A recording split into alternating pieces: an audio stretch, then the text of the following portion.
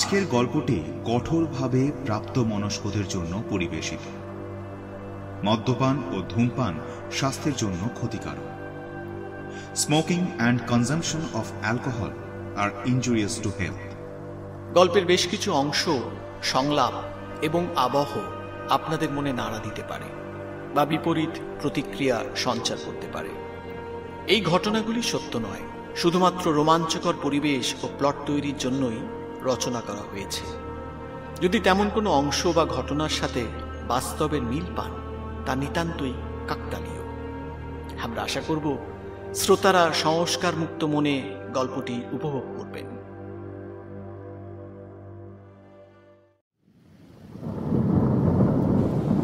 বাইরে বৃষ্টি পড়ছে। অঝোর ধারায় বৃষ্টি ভিজিয়ে দিচ্ছে ঘরের আসবাব, জানলার সমস্ত পর্দাগুলোকে। কিন্তু অন্তরঙ্গ ভালোবাসার ডোরে আবদ্ধ হওয়া দুটো প্রাণীর সেদিকে কোনো খেয়াল নেই। তারা তখন লীন হয়ে গেছে একে অপরের মধ্যে।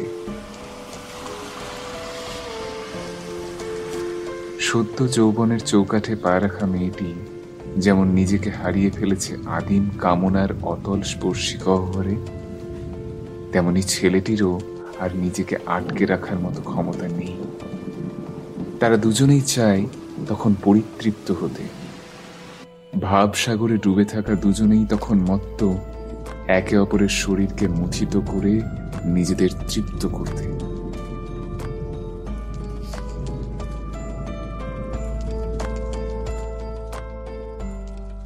প্রেম ঠিক কিভাবে আসে আমাদের জীবনে?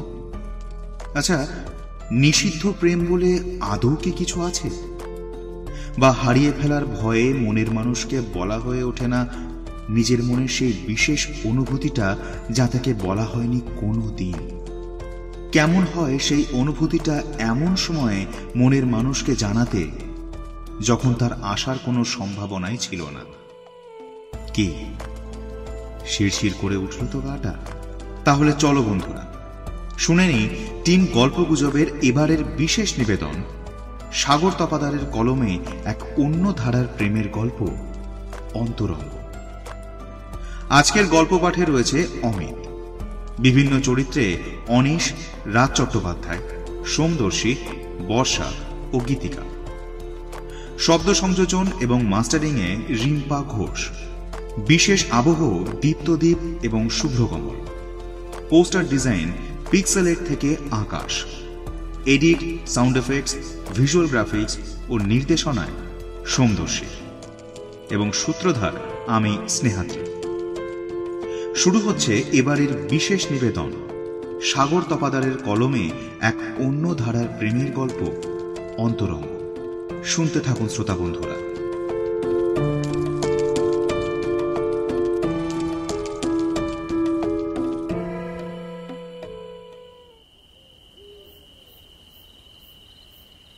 ডুয়ার্সের একটা জঙ্গলে এরিয়ায় একটি বাড়ি, গেস্ট হাউস বলা যেতে পারে। অনুশ্রী তার দাদা, বৌদি ও মাকে নিয়ে এখানে থাকে সেই জন্ম থেকেই। কিন্তু বর্তমানে সে এই বাড়িতে একা, কারণ তার দাদা, বৌদি ও মা কোচবিহারে পুজো দিতে গেছে। এমতাবস্থায় প্রায় ফাঁকা বাড়িতে এসে উপস্থিত হয় একটি মেয়ে, তিথি, তার বন্ধু। তিথি বর্ধমানে থাকে। অনেকদিন ধরে আসার জন্য বলেছিল অনুশ্রী, কিন্তু বর্ধমানের একটি নামী কলেজে চাকরিরতা তিথি আসতে পারছিল না। প্রায় 2 বছর পর 5 দিনের ছুটি ম্যানেজ করে অনুশ্রীর কাছে এসেছে সে। মিলনের প্রথমটা আনন্দমূলক হলেও হঠাৎ আসা একটি খবরে তাদের আনন্দটা সম্পূর্ণ নষ্ট হয়ে যায়। এখন নিস্তব্ধ জঙ্গুলে এলাকার মাঝে 2 বান্ধবী মনমরা হয়ে বসে রয়েছে। বর্তমানে ডুয়ার্সের জঙ্গলের মধ্যে থেকে এক নিশাচর পাখির রাতের নিস্তব্ধতা ভেদ করা কর্কশ ডাক আর শিয়ালের হিম শীতল কণ্ঠের চিৎকার ছাড়া কোথাও আর কোনো শব্দ নেই। হ্যাঁ রে তিথি, শুভেন্দুকে ফোনে পেলি? এরকম একটা ঘটনা, আমাদের 4 জনের মধ্যে একজনের এমন একটা অবস্থা, সেটা যে জানাবো। দেখ তেরিকা, দুধটা পড়ে গেল, ভাল লাগে না আমার। এই তিথি, শুভেন্দুকে একটু কল কর না। অনেকবার করলাম, কন্টিনিউ আনরিচেবল আসছে। কোথায় ফোনটা রেখেছে কে জানে। ধুর, এই বিপদের সময় ওকে বেশি করে দরকার, অথচ ওর কোনো খবরই নেই। ভাল লাগে না আমার। ওর কিন্তু কোনোদিন এমন হয় না জানিস। আর যাই হোক, ওকে অ্যাটলিস্ট ফোনে পাই। আশ্চর্য। এই দাঁড়া তো, আমার ফোন থেকে একটু দেখি। এই তুই চাটা খা না। ধুর, সেই এক কথা। জানিস, খুবই রহস্যময় ঘটনাটা। সায়ন অত রাতে ওই খালের ধারে কি করছিল বলতো? যে জীবনে ভয়ের চোটে সন্ধ্যের পর ব্রিজের ধার কাছ মারাতো না, সে অত রাতে ব্রিজের উপরে বাইক নিয়ে কি করছিল? না, আমার মাথায় কিছুতেই কিচ্ছু আসছে না। আচ্ছা অনু, কাল আমরা যাচ্ছি তোরা হাসপাতালে? সেটাই ভাবছি জানিস। গেস্ট হাউসে বেশি গেস্ট না থাকলেও লামা কি পুরোটা সামলাতে পারবে? দাদা থাকলে তো কোনো কথাই ছিল। কি হলো? একটা ঠান্ডা হিমেল স্রোত বয়ে গেল তিথির শিরদাঁড়া দিয়ে। কেউ যেন আছে বাইরে। শুকনো পাতার উপর খসখস শব্দ হয়ে চলেছে ক্রমাগত। শব্দটা অনুরও কানে পৌঁছেছে এবার। ভয়ে ফ্যাকাশে হয়ে যাওয়া তিথির মুখের দিকে তাকানোর সাথে সাথেই সেই পুরনো ভয়টাও মনে জেঁকে বসল অনুশ্রীর। মনে পড়ে গেল আজ থেকে 7 বছর আগে এইরকমই একটা রাতে ঘটে যাওয়া এক চরম ভয়ঙ্কর ঘটনা। অনুশ্রীর বয়স তখন 18 পেরিয়েছে। ডুয়ার্সে ওদের গেস্ট হাউসে আসে একটি যুবক। ছেলেটির নাম সুব্রদীপ। মধ্যবয়সী, সুন্দর, সুঠাম চেহারার এই ছেলেটির প্রতি যে কোনো মেয়ে অতি সহজেই আকর্ষিত হতে পারে, সেটা নিঃসন্দেহেই বলা যেতে পারে। ফলত প্রকৃতির স্বভাবসিদ্ধ নিয়মেই সদ্য যৌবনে পা রাখা অনুশ্রী অতি সহজেই আকৃষ্ট হয় সুব্রদীপের প্রতি। সুন্দরী, লাবণ্যময়ী যুবতী অনুশ্রী তার প্রতি বেশ আকৃষ্ট হয়েছে, সেটা সুব্রদীপ ভালো করেই বুঝতে পেরেছিল। তাই সেও ব্যাপারটা বাড়তে দিল। আসলে অনু জানত না সুব্রদীপের নামে একটা গুজব ছড়িয়ে আছে তার বন্ধু মহলে। সেটা হলো ওর স্বভাবটা নাকি খুব ভালো ছিল না। কলেজে পড়তে বা অফিস কলিগের মধ্যে বেশ বদনাম ছিল ওর, প্লে বয় বলে। কিন্তু চার্মিং হ্যান্ডসাম ছেলেটার সান্নিধ্য পেতে মেয়েরা যেন হামলে পড়ে। বহুবার হয়েছে এমন ঘটনা। কিন্তু ডুয়ার্সের এই ছোট্ট কটেজের এই মেয়েটাকে দেখে সেও যেন একটু বিমোহিত হয়ে পড়েছিল এবার।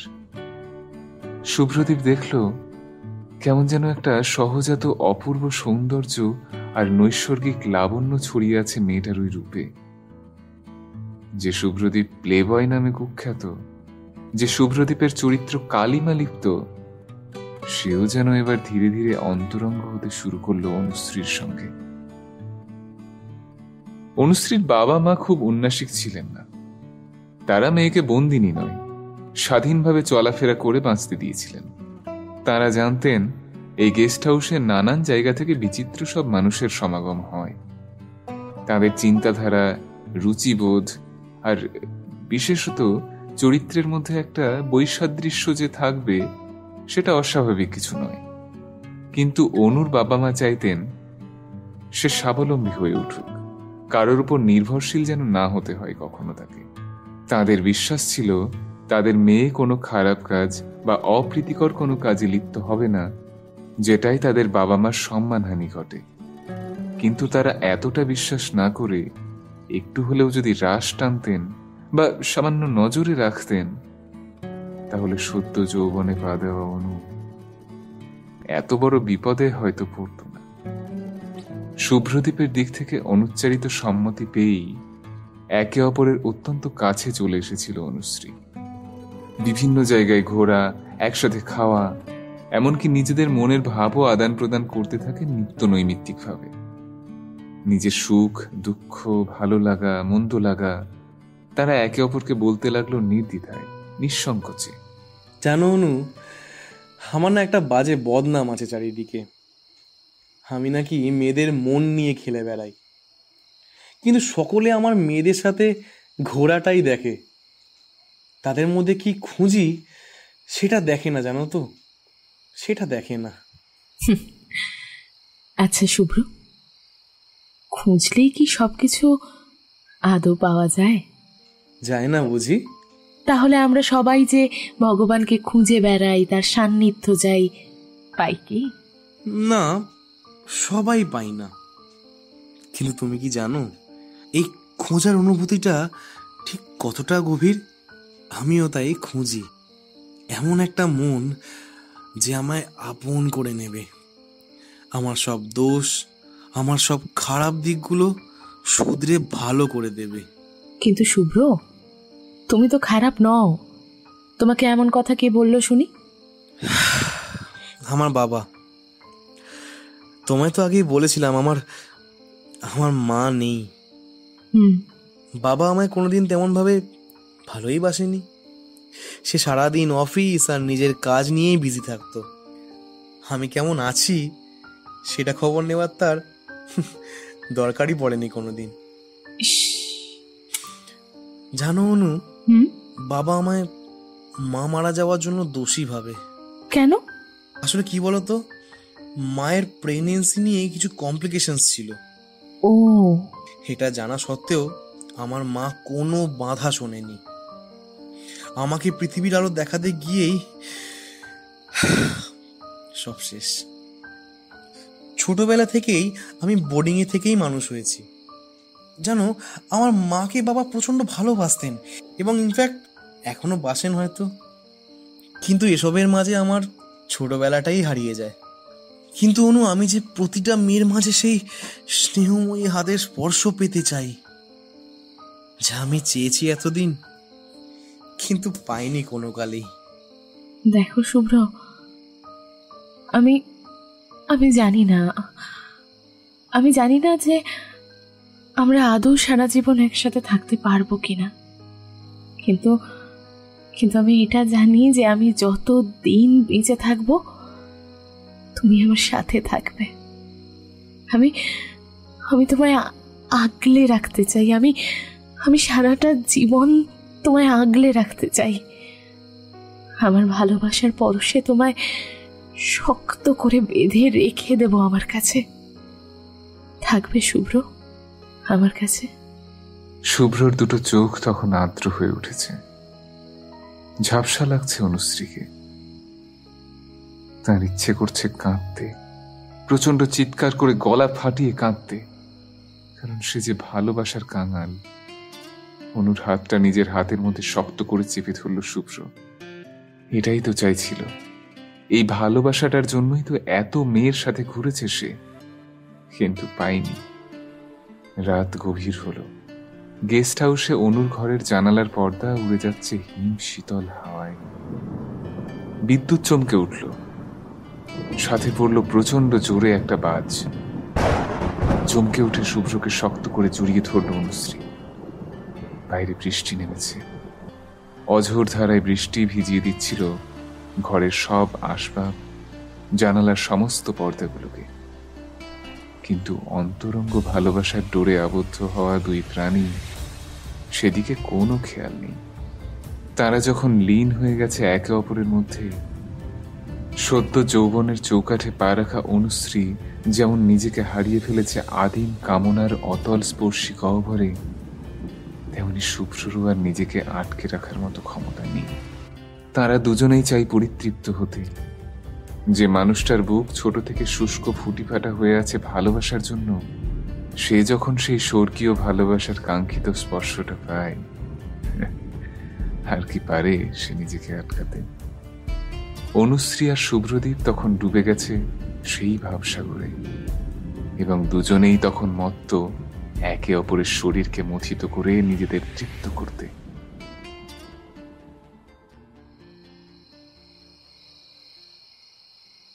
জ্ঞান যখন হলো, অনু বুঝতে পারল মুহূর্তের আবেগে তারা করে ফেলেছে একটা চরম ভুল। হয়তো তাদের আরো সংযত হওয়া উচিত ছিল, কিন্তু না, সেটা তারা বুঝতে পারেনি। যা হবার হয়ে গিয়েছে, কিন্তু এরপর কি করবে তারা?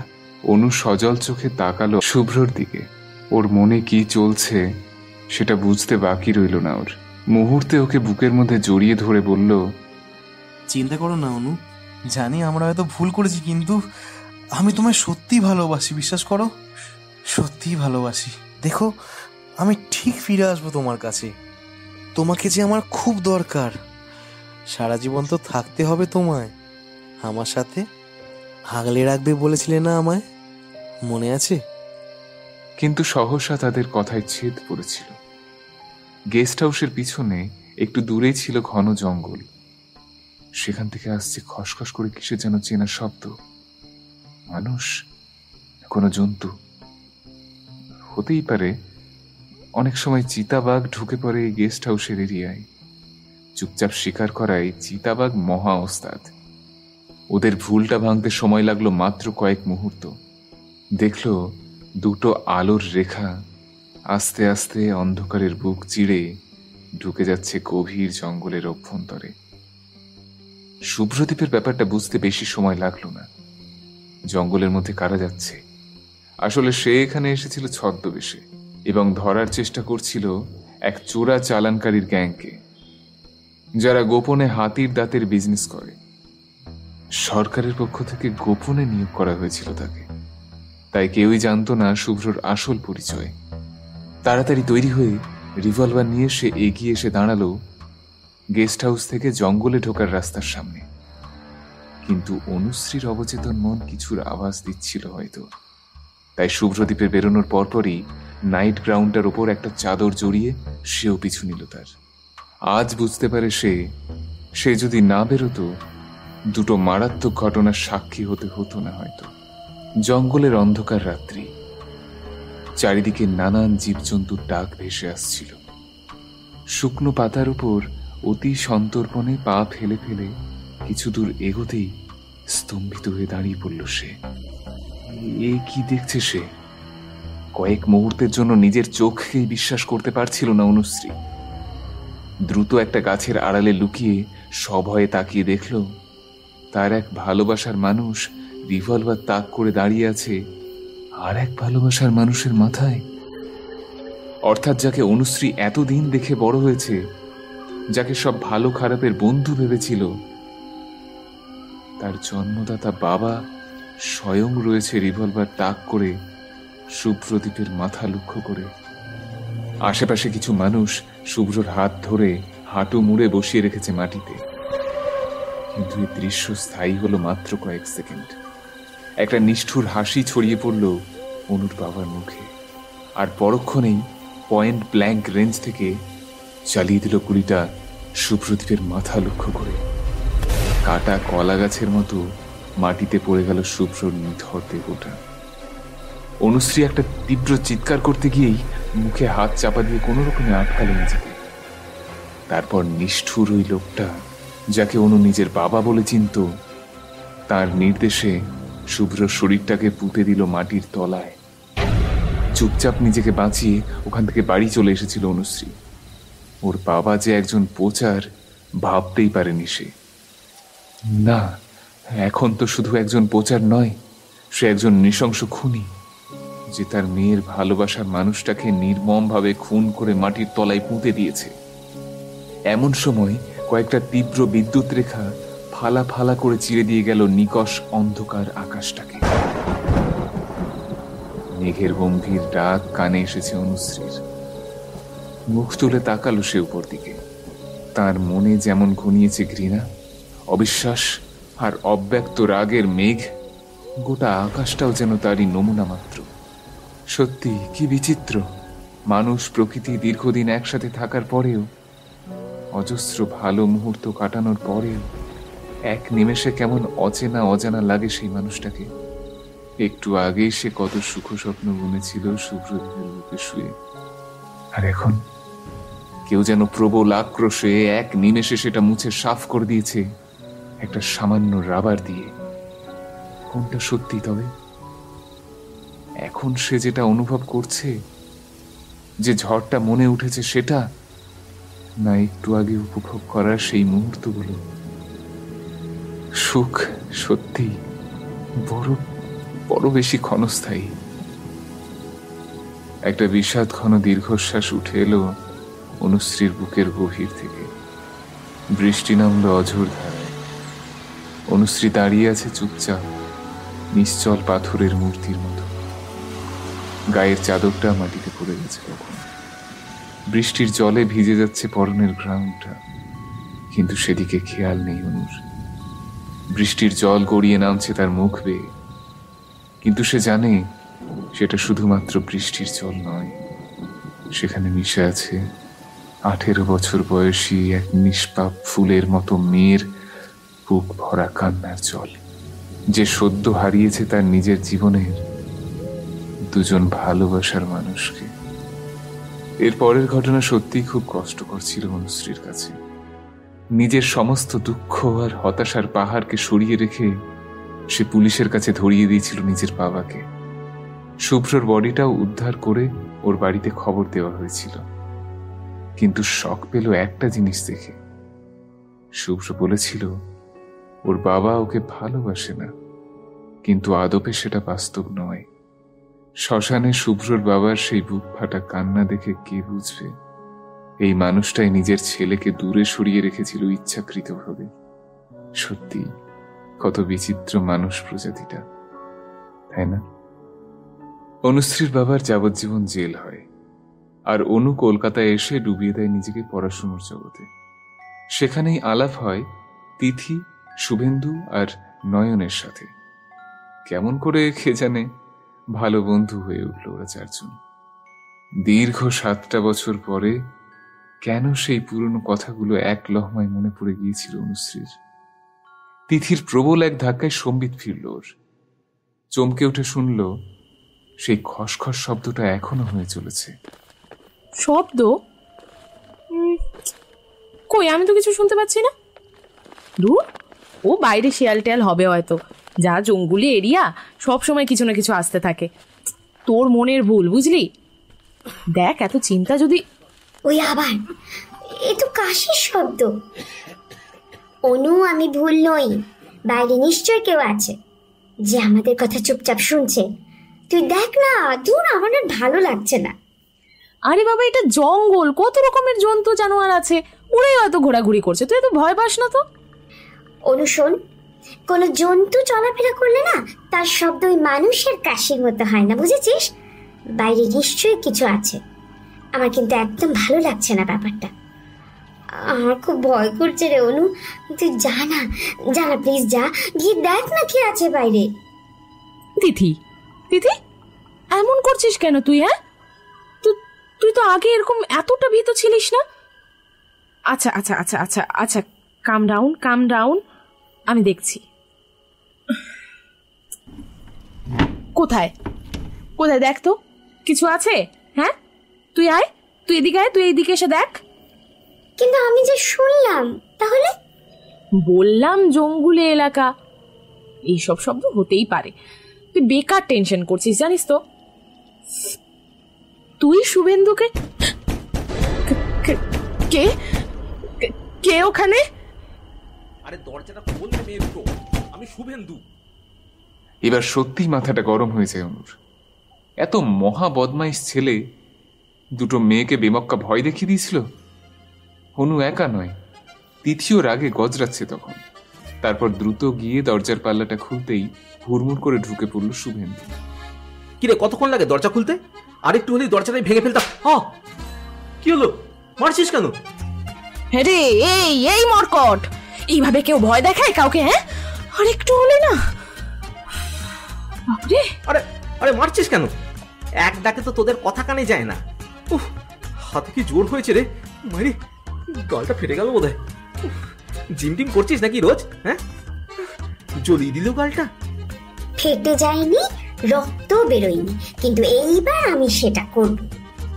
বললাম না, এক ডাকে কথা কানে যায় তোদের। হ্যাঁ, তা বলে তুই ওইভাবে দরজা নক করবি? হ্যাঁ, উফ, এখনো আমার বুকের ভেতরটা ধরাস ধরাস করছে। দেখ। এই কোথায় রে? দেখি দেখি, দেখা না, দেখি দেখি আমি একটু। এই মরকট, হ্যাঁ, তোর ফোনটার কি হয়েছে? তোর ফোনটার কি হয়েছে? হ্যাঁ, কোন ঘাটেতে দিয়ে এসেছিস ফোনটাকে তুই? হ্যাঁ, তোর ফোন করলে লাগে না কেন রে? এটা আমার কান, এটা আমার কান, ইলাস্টিক নয় যে এটাকে টেনে বড় করবি। উফ, আরে লাগছে, ছাড় তো। উফ, ওরে বাপরে বাপ, উফ, জ্বলিয়ে দিল কানটা। আরে আমার ফোনটা ওই পড়ে পড়ে ডেড হয়ে গেছে, ও চলছে না। কানটা জ্বলিয়ে দিলি তুই। তাহলে তুই জানলি কি করে যে আমরা এখানে আছি? কেন? ফেসবুক। ফেসবুক? হ্যাঁ ফেসবুক। কেন তুই জানিস না? আরে তিথি তো কালকেই আপডেট দিয়েছিল বিকেল বেলার দিকে। হ্যাঁ সেখান থেকেই তো জানলাম। আরে লিখেছিল না, মিস শুভ অ্যান্ড সায়ন থাকলে কি ভালোই না হতো, তাই তো চলে এলাম। কিন্তু এখন তোর এখানে থাকার চেয়ে সায়নের কাছে থাকাটাই বেশি জরুরি। তোর এখন হাসপাতালে থাকাটা খুবই ইম্পর্ট্যান্ট। ইয়েস, অবভিয়াসলি তোর সায়নের কাছে থাকাটা দরকার ছিল। আরে আরে আমি দেখলাম ওদের সাথে অনেকেই রয়েছে, আমি এবার থেকে আর কি করবো বল, তাই তোদেরকে নিতে চলে এলাম। আর তাছাড়া একটা কাজও পেন্ডিং ছিল, সেটাও। সবাই আর তুই এক নয়, ও আমাদের সকলের বেস্ট ফ্রেন্ড। আর তুই তুই ওকে ওখানে রেখে তুই একা চলে এলি? আমরা দুজনে ঠিকই চলে যেতে পারতাম।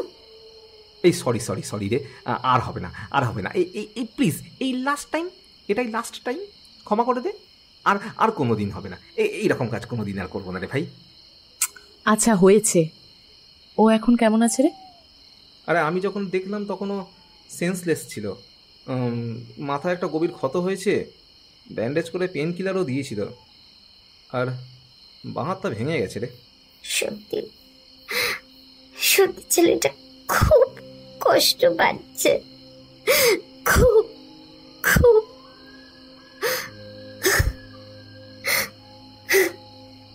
আচ্ছা শুভেন্দু, কি করে এমন হলো রে? তুই কিছু জানিস? আরে ওর দাদা তো বললো কাল রাতে কার যেন একটা ফোন আসে, ফোনে বেশ কিছুক্ষণ কথাও হয়। এই ও এমনিতেই সন্ধ্যেবেলা খুব একটা বেশি বেরোতো না, আর দরকারি বা কি বল, বাড়ির নিচে অত বড় স্টেশনারির দোকান, ভালো ব্যবসাও হয়, তাই প্রয়োজন না হলে কোথাও যেত না। আরও একটা কারণ ছিল যদিও, কোনো জায়গায় যেতে হলে ব্রিজের ওপর দিয়ে যেতে হতো, আর ও ওখান দিয়ে যেত না, কারণ ব্রিজের পরেই ছিল একটা শ্মশান। আর মফস্বল এলাকায় জানিস তো ভূত প্রেতের একটু কানাঘুষো বেশ ভালোই চলে, আর ভূতে ওর দারুণ ভয় ছিল, সেটা তোরা জানিস। দাদাও শুনেছিল ও বেরোতে চাইছিল না, কিন্তু ফোনের ওপরে থাকা লোকটির জোরাজুরিতে বেরোয় সায়ন। অনেকক্ষণ আসছে না দেখে দাদা ফোন করে, কিন্তু ও ফোন রিসিভ না করাতে চিন্তিত হয়, খুঁজতে বেরোয়।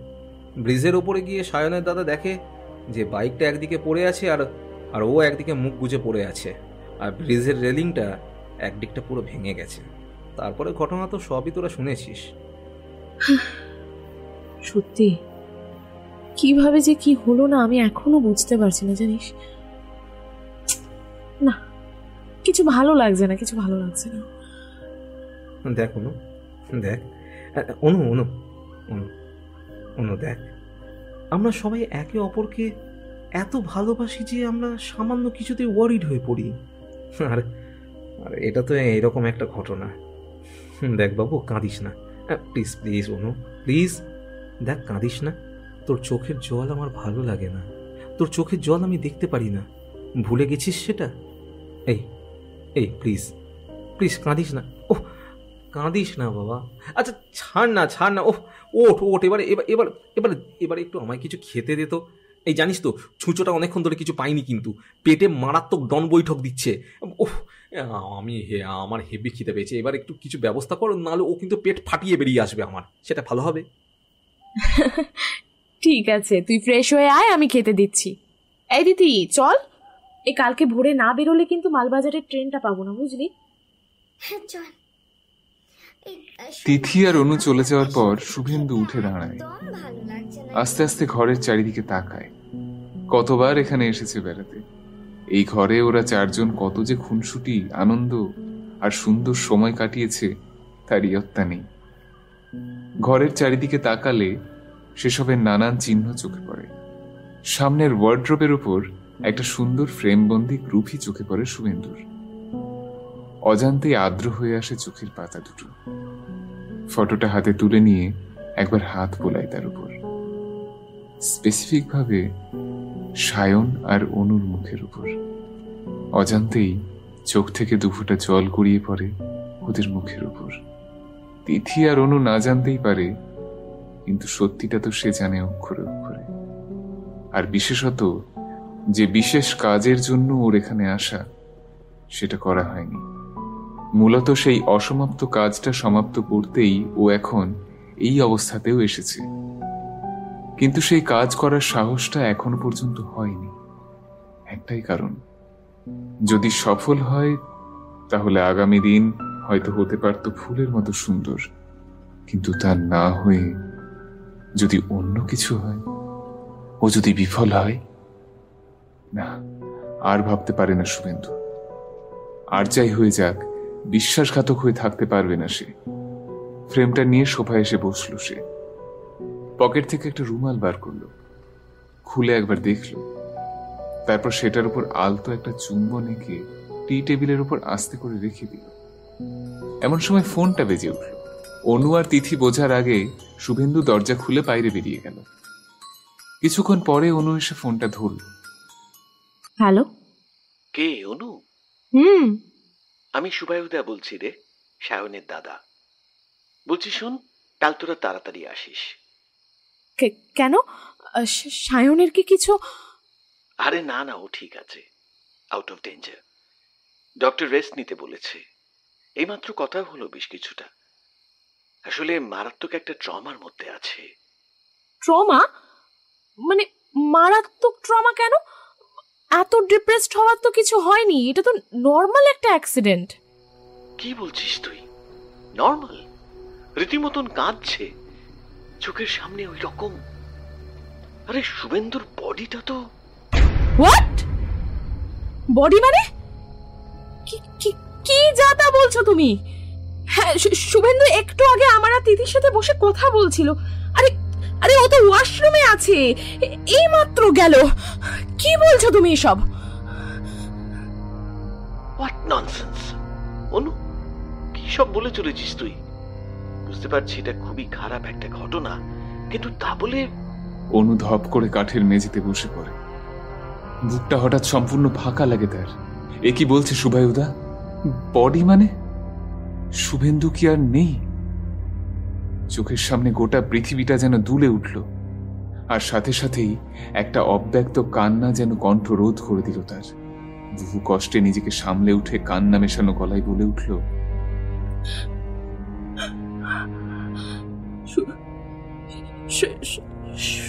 সুবায়ুদা, কিন্তু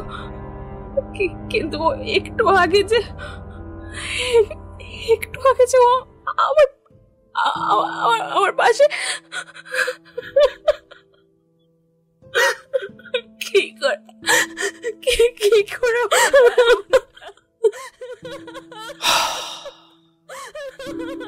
শুনে হয়তো তোর গল্প বলে মনে হবে, কিন্তু দুর্ভাগ্যবশত সত্যি এটা তোরা হয়তো এক্সপেক্ট করবি না।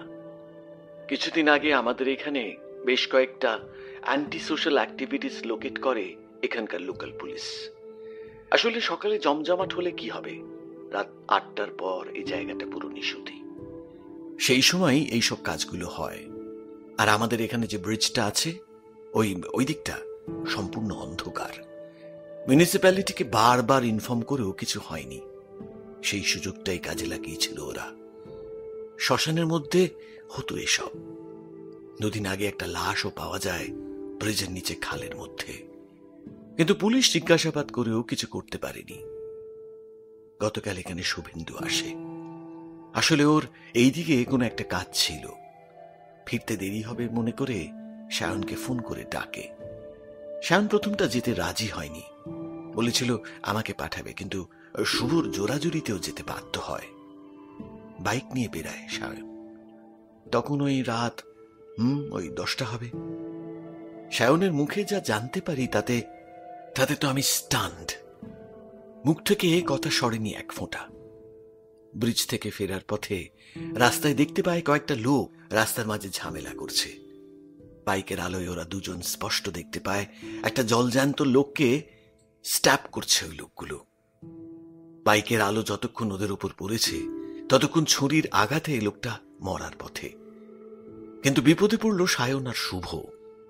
এইরকম একটা কাজের সাক্ষীদের কি বাঁচিয়ে রাখা যায়? তাই ওদের লক্ষ্য করে গুলি চালায় ওই শয়তানগুলো বেশ কয়েকবার। বাইক ঘুরিয়ে পালাবার সময় একটা গুলি ওদের বাইকের চাকায় লাগে।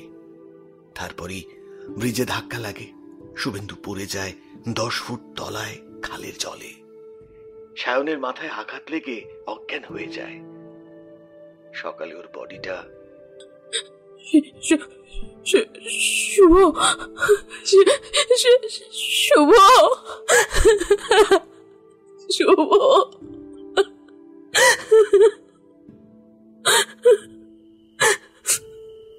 কষ্টটা আরো লাগছে অন্য জায়গায়। সায়নকে নাকিও বলছিল তোর কাছে ওর একটা কাজ অপূর্ণ রয়েছে, তোকে নাকি একটা জিনিস দেওয়ার ছিল। বলেছিল কাজটা কমপ্লিট হলে ওর এতদিনের স্বপ্ন পূরণ হয়ে যাবে। আমার মনে হয় ও তোকে আর শুনতে পারে না, প্রচন্ড কান্নায় ভেঙে পড়ে। প্রিয়জনকে হারানোর কষ্ট কতটা ভয়ঙ্কর হতে পারে আবার 7 বছর পর তার নিষ্ঠুর ভাগ্য বিধাতা বুঝিয়ে দিয়ে গেল। চোখের সামনে পুরো পৃথিবীটা অন্ধকার হয়ে আসে। কান্নার শব্দে অন্য ঘর থেকে ছুটে আসে তিথি। কিছু বুঝতে পারে না প্রথমটা, একটা অজানা আতঙ্কে বুকটা কেঁপে ওঠে ওর। তাহলে সায়নের সঙ্গে কিছু, কিন্তু জানার উপায় নেই। অনুকে আশ্বস্ত করে সোফার উপরে নিয়ে গিয়ে বসায়, কিন্তু সদ্য প্রিয় বন্ধুকে হারানোর যন্ত্রণায় ও উদ্ভ্রান্ত দিশেহারা।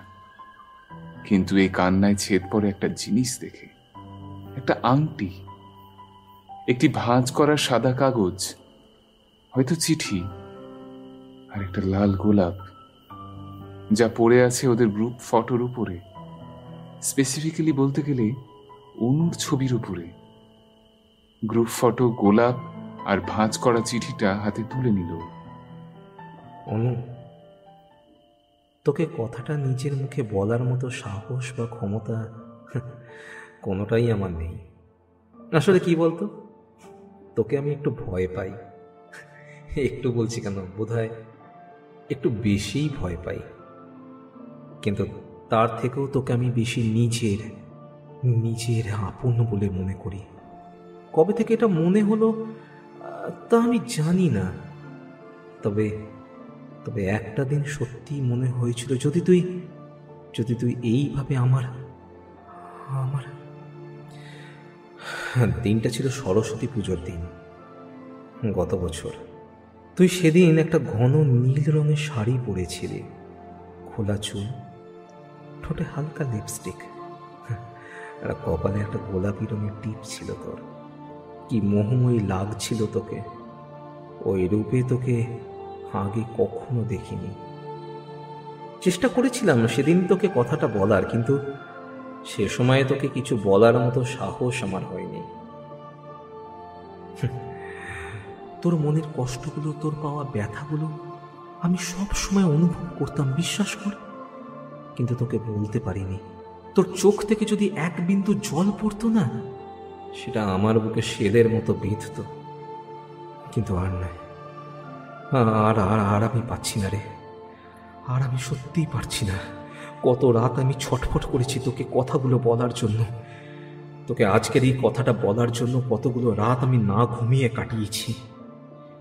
জানি হয়তো তোর মনে হয়তো তেমন কিছুই নেই, শুধু তুই আমাকে বন্ধু বলেই ভাবিস হয়তো।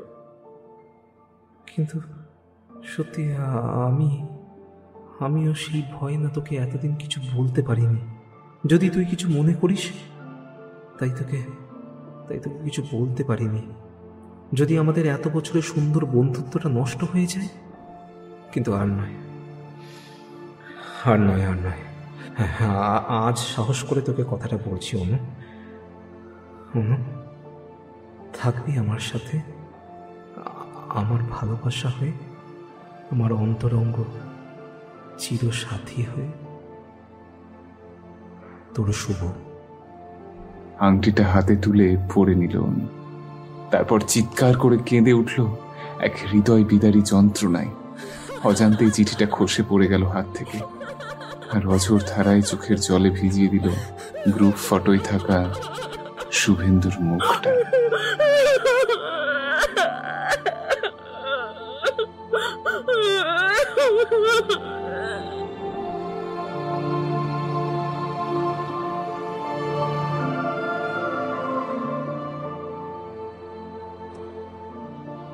কেমন লাগলো আমাদের আজকের গল্প নিচে কমেন্ট করে জানাতে কিন্তু একদম ভুলবেন না।